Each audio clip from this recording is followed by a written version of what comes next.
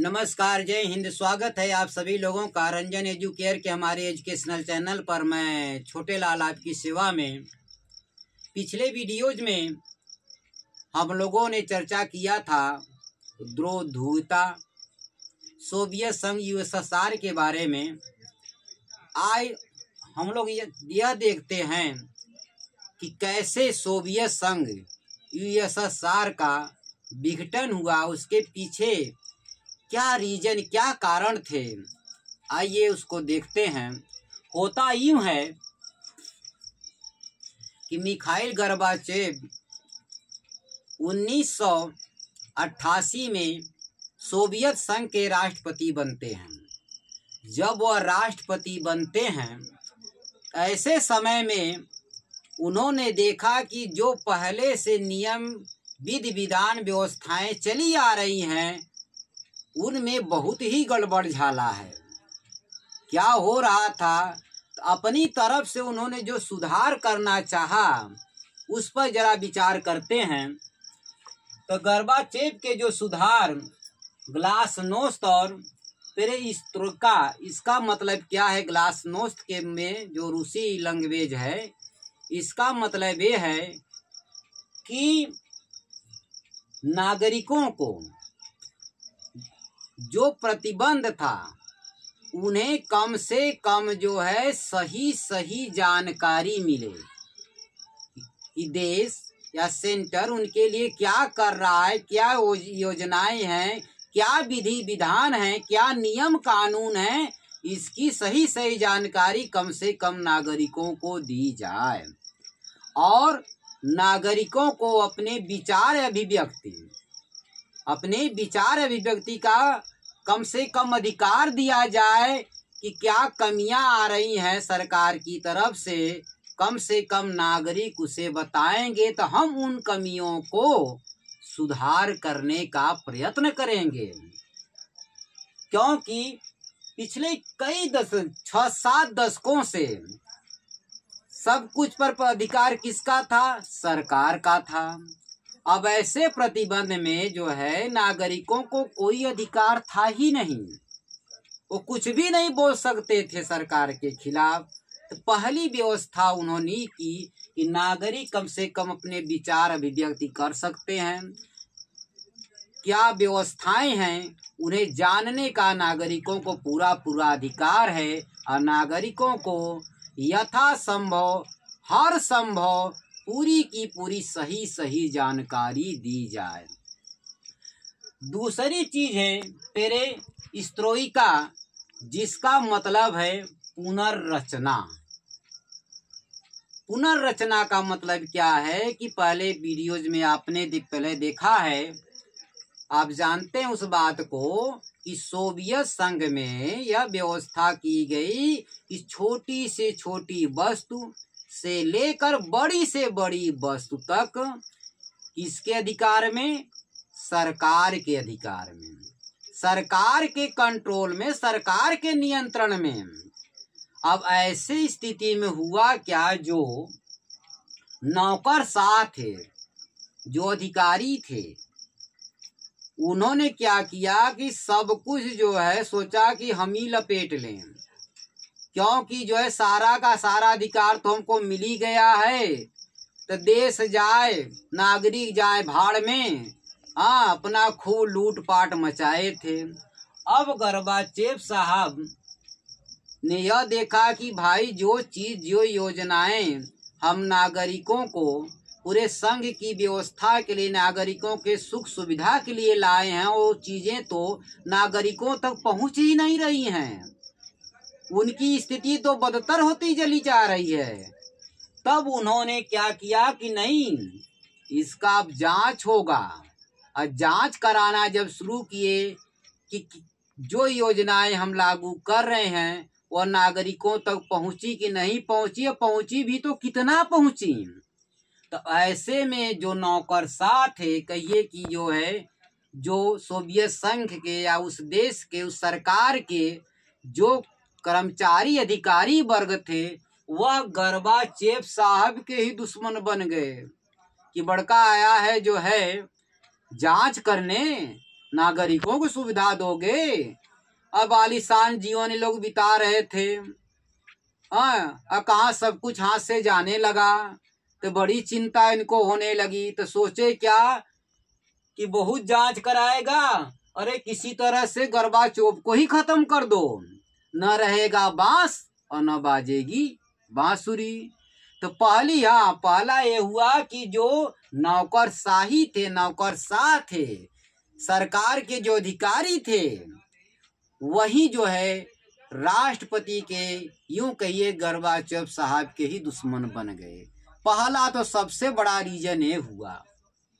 दूसरी चीज हम देखते हैं, गणराज्यों की बड़ी आकांक्षाएं।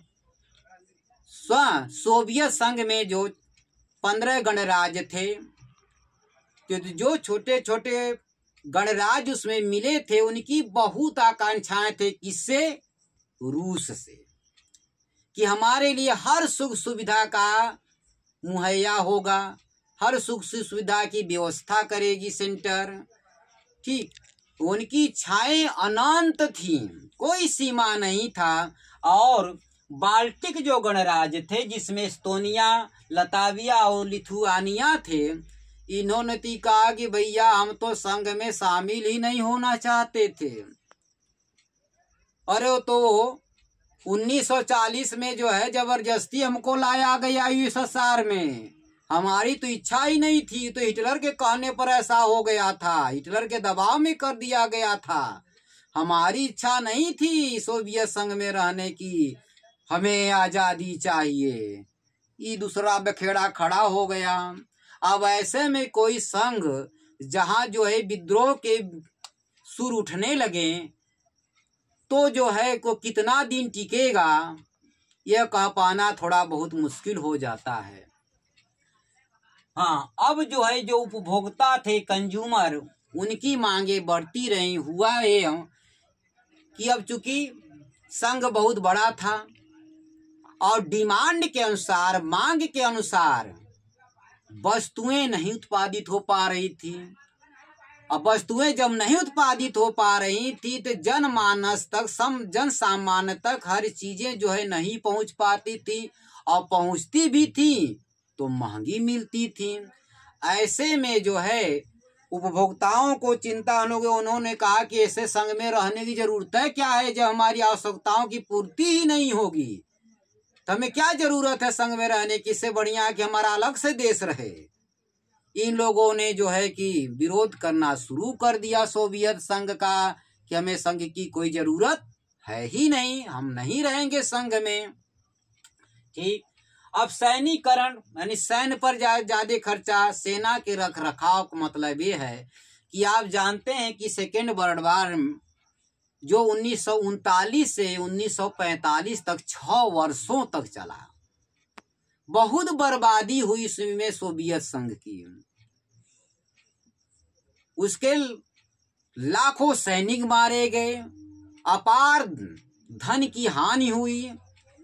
तो ऐसी स्थिति में जब जो है कि सेना पर बजट का ज्यादा से ज्यादा जो धन था, जो पैसा था, जो राशि थी, कहाँ खर्च होती थी? सेना के रख रखाव, ठीक, युद्ध की सामग्रियों, हथियारों के निर्माण, युद्धपोतों के निर्माण, जो है रॉकेट विमानों के निर्माण में जो है बजट का ज्यादा से ज्यादा हिस्सा जो है उसी पर खर्च हो रहा था। जिससे क्या हुआ कि और व्यवस्थाएं, जो रोजमर्रा जीवन की व्यवस्थाएं हैं, दैनिक जीवन की जो व्यवस्थाएं हैं, उनका जो है ध्यान नहीं दिया गया। अब उनकी कमी होने लगी, पैसा भी नहीं रह गया, और सोवियत संघ पर विदेशी कर्ज भी हो गया। अब ऐसे में अपने गणराज्यों को जो उसके साथ सम्मिलित थे, उनकी आवश्यकता को पूर्ति करने में सोवियत संघ नाकाम होने लगा। अब इसी के फिराक में कौन था? अमेरिका। ये तो इसी चक्कर में था कि कब जो है दाव मिले, कब जो है हम आग लगाएं। अब जो है कि क्या किया कि देखो भैया ने पश्चिमी जगत के जो देश हैं, जो पूंजीवादी देश हैं, वहाँ के नागरिकों का जीवन जो है आलीशान है, बड़े राजपाट से रहते हैं, भोग विलास से रहते हैं, किसी चीज की कोई कमी नहीं है। अब लगा क्या, सोवियत गणराज्य में जो लोग शामिल थे, जो देश कहिए शामिल थे, उन्हें लगा कि उनका जीवन स्तर बहुत ऊंचा है, हमारा जीवन स्तर तो बहुत ही निम्न है।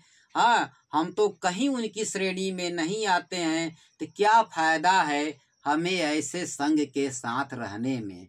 हाँ, तो चालबाजी यहाँ की गई कि पश्चिमी देशों के लोगों के जीवन शैली के साथ अब सोवियत संघ में जो लोग थे उनकी जीवन शैली से तुलना में काफी पीछे रह गए सोवियत संघ के लोग। जब काफी पीछे रह गए तो विरोध होने लगे कि कहाँ वो इतने जो है संपन्न हैं, उनके नागरिक इतनी सुख सुविधा से रह रहे हैं, किसी चीज की कोई कमी नहीं है, हमारे पास तो सब कुछ रोना ही रोना है, क्या फायदा है ऐसे संघ में रहने से। तो जो है कि विद्रोह उठने लगे सोवियत संघ के अंदर कि ऐसे संघ में रहने से कोई फायदा होने वाला नहीं है, लिहाजा क्या है कि हम लोग संघ से अलग हो जाएं। अब बहुत ज्यादा दिन नहीं बीता गोर्बाचोव साहब के बाद 1991 में सोवियत संघ बिखर गया, मतलब सभी गणराज्य अलग अलग हो गए।